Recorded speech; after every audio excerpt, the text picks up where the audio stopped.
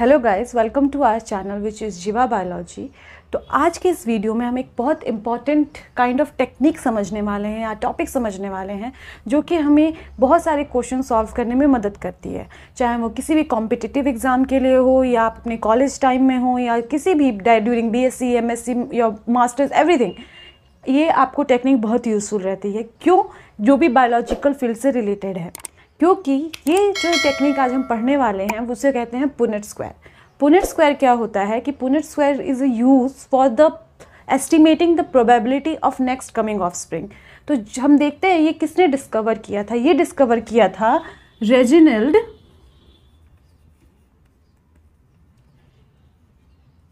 सी Punnett ने।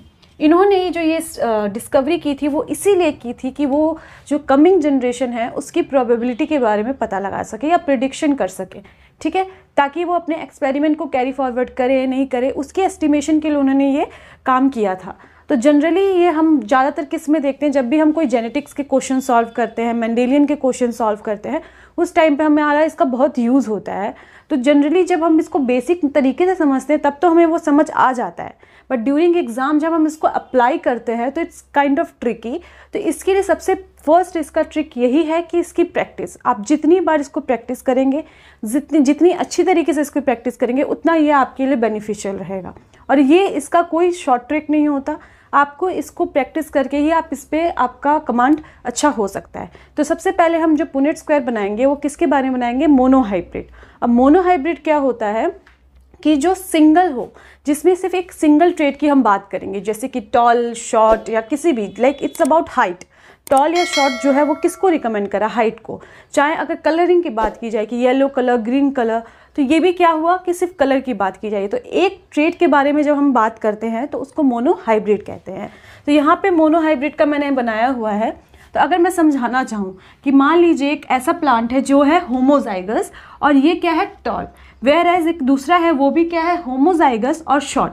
जब इसका पुनेट स्क्वायर बनाएंगे तो हम क्या करते हैं? सबसे पहला स्टेप क्या होता है कि जो भी यहाँ पे आपको एलिल्स दिए हुए हैं उसको आप डिफ्रेंशिएट कर देंगे, उसको अलग अलग कर देंगे। तभी जब भी आप इसको, मान लीजिए अगर आप इसको ड्रॉ करना चाहते हैं तो इसका जो ऑफस्प्रिंग होगा वो कैसा होगा? तो आपको क्या करना है कि इसको एकदम अलग अलग कर देना है। मान लीजिए मेल और फीमेल का हम नहीं देखेंगे, बस अगर ये एक प्लांट है, ये दूसरा प्लांट है, इसको सबसे पहले हम क्या कर देंगे? इसके एलिल्स को अलग कर देंगे और तब ड्रॉ करेंगे। तो it will make easier for you कि आप उसको अच्छे से एस्टिमेट कर पाएंगे। Like capital T small t, ये आ गया एक बॉक्स के अंदर। लाइक दिस, ऐसे ही हम चारों को सॉल्व कर देंगे। सिमिलरली ये तो बात हो गई होमोजाइगस की। जो ट्रिक आता है वो मेनली कहाँ पे आता है? जब हम हेट्रोजाइगस की बात करते हैं। तो अगर हम हेट्रोजाइगस की यहाँ पे बात करें तो ये क्या है? टॉल है जो कि हेट्रोजाइगस है, वेयर एज ये क्या है? शॉर्ट है बट होमोजाइगस है। तो जब हम इसकी इंटरप्रेट करेंगे तो सेम इसी की तरह हम क्या करेंगे? इसको भी अलग अलग कर देंगे। सबसे पहला स्टेप आप क्या करेंगे? आप एक बॉक्स बनाएंगे, उसके बाद आपके जितने भी एलील्स हैं उसको आप अलग कर देंगे। तभी आप उसके बाद आप इसकी जो भी इसका पेयरिंग है वो करेंगे। तो तभी ये आपके लिए बहुत सिंपलर वे में होगा। कभी भी आप शॉर्ट कर डायरेक्ट करने की कोशिश मत कीजिएगा, क्योंकि एग्ज़ाम टाइम पे आपके पास चांस नहीं होता है कि आप एक ट्राई कर सकें, है ना। अगर मान लीजिए उसके बाद आपका रिजल्ट नहीं आया तो आपकी पूरी जो भी मेहनत है वो वेस्ट हो जाएगी। तो आई सजेस्ट जब भी आप इसको एग्ज़ाम टाइम में भी सॉल्व करें, प्रैक्टिस के टाइम पे सॉल्व करें, आप हमेशा एक स्क्वायर, ये पुनेट स्क्वायर बनाएं और फिर उसको सॉल्व करें। तो अगर हम इसका देखें तो यहाँ पे क्या आपको देखने को मिल रहा है कि जो इसकी ब्रीड्स आई हैं वो क्या है? Homozygous short, heterozygous tall and heterozygous tall, ये आपको देखने को यहाँ पे मिल रहा है। तो ये क्या हो गई? ये हेट्रोजाइगस की बात हो गई। यहाँ पे हमने बात कर ली होमोजाइगस की, और ये हमको दे रहे हैं क्या? इसका ये दोनों टाइप का पुनेट स्क्वायर है। सेकेंड जिस टाइप का हम पुनेट स्क्वायर बनाते हैं वो कौन सा है? हमारा डाईहाइब्रिड क्रॉस के लिए। तो जब डाईहाइब्रिड क्रॉस आप करवाते हैं तो जो F1 जनरेशन होती है, F1 जनरेशन मतलब क्या कि जो पेरेंट जनरेशन है उसकी जस्ट आफ्टर जो नेक्स्ट ऑफस्प्रिंग है उसको हम F1 जनरेशन कंसीडर करते हैं। That is kind of simple, उसमें आपको ज़्यादा मेहनत करने की ज़रूरत नहीं होती है। जैसे कि अगर देखें ये क्या है? हमारी पेरेंट जनरेशन है। ये पेरेंट जनरेशन को जब हमने क्या कराया? क्रॉस कराया, तो हमें जो फर्स्ट F1 जनरेशन हमको मिली है वो कौन सी मिली है?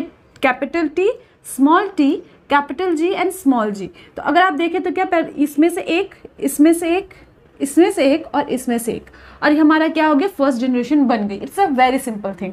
बट ट्रिक कहाँ पे आता है, जब हम F2 जनरेशन की बात करते हैं, मतलब कि जो ये F1 जनरेशन की जो भी ऑफस्प्रिंग है, जब हम उसकी सेल्फिंग कराते हैं या किसी और के साथ उसको फिर से हम लोग क्रॉस करवाते हैं, तब हमको ये देखने को मिलता है। तो इसको जो ड्रॉ करते हैं, जब हम पहली बार इससे हमारा इंट्रोडक्शन होता है, इट्स वेरी स्कैरी, सबके लिए होता है, मेरे लिए भी था। तो ये क्या होता है कि बहुत स्कैरी हो जाता है, सॉल्व करना बहुत टाइम टेकिंग, जब आप फर्स्ट करेंगे तो आपको लगेगा बहुत टाइम टेकिंग है।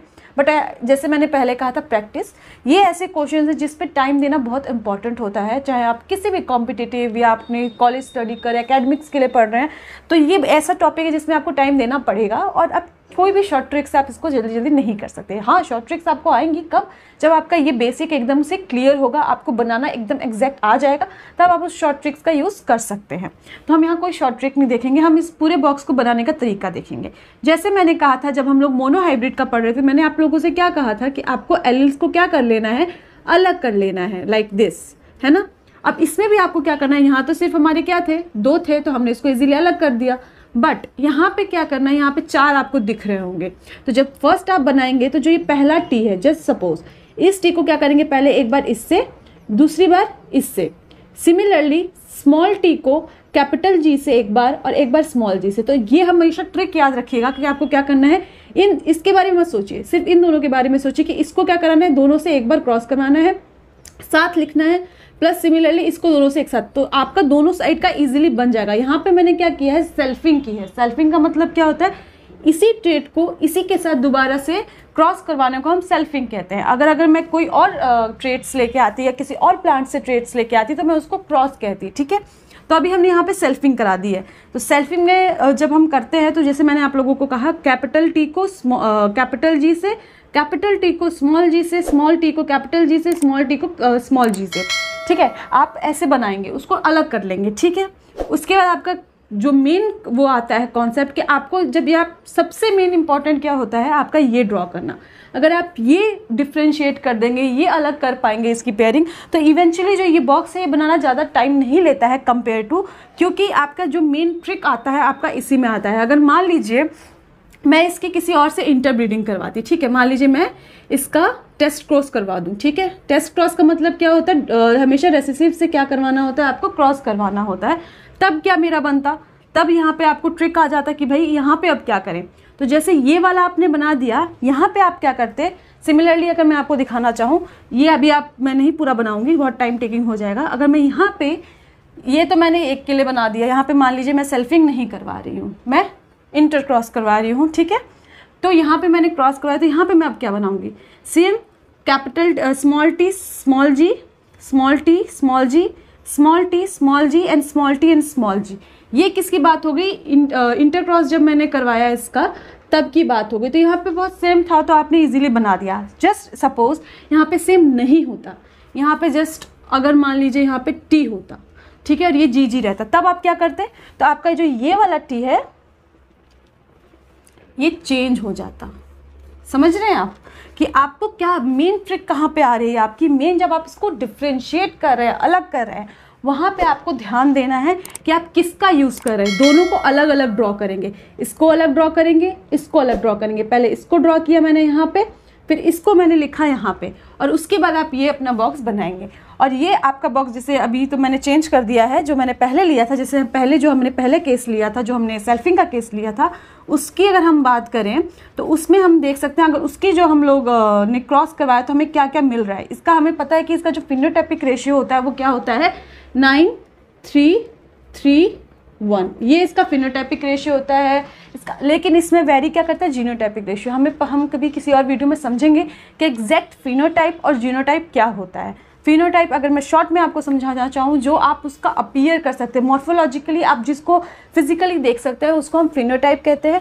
और जीनोटाइप जो एलील कंसीडर करते हैं, वो चाहे वो हम नेक्ड आई से नहीं पता लगा सकते, उसके लिए एक्सपेरिमेंट्स परफॉर्म करके या उसके नेक्स्ट जनरेशन को प्रोड्यूस करके, या जो हम पुनेट स्क्वायर बनाते हैं वो इसीलिए बनाते हैं ताकि हमें पता लग सके कि इसके नेक्स्ट उसमें क्या है, क्या इसमें स्मॉल एलील प्रेजेंट है या कैपिटल एलील प्रेजेंट है, होमोजाइगस या हेटेरोजाइगस। यही पता लगाने के लिए हमें पुनेट स्क्वायर करना पड़ता है, प्रेडिक्शन के लिए हमें पुनेट स्क्वायर करना पड़ता है। तो ये तो हमारे कुछ स्मॉल ट्रिक्स या समझने का तरीका कि हम जल्दी पुनेट स्क्वायर कैसे बना सकते हैं। तो सबसे मेन हमने जो इम्पॉर्टेंट चीज़ में समझी है वो क्या है, जो ये अलील्स हैं इनको हमें क्या करना है, अलग कैसे करना है, चाहे वो हम लोग सेल्फिंग कराएं तब, चाहे टेस्ट क्रॉस कराएं तब, चाहे किसी और दूसरे प्लांट जो कि टोटली डिफरेंट हो उससे क्रॉस कराएं तब। तो मेन आपका फोकस किस पे होना चाहिए, इसको डिफ्रेंशिएट करने में, ना कि जब आप इसको डिफ्रेंशिएट कर लेंगे तो इवेंचुअली आपका जो पुनेट स्क्वायर है वो इजीली बन जाएगा।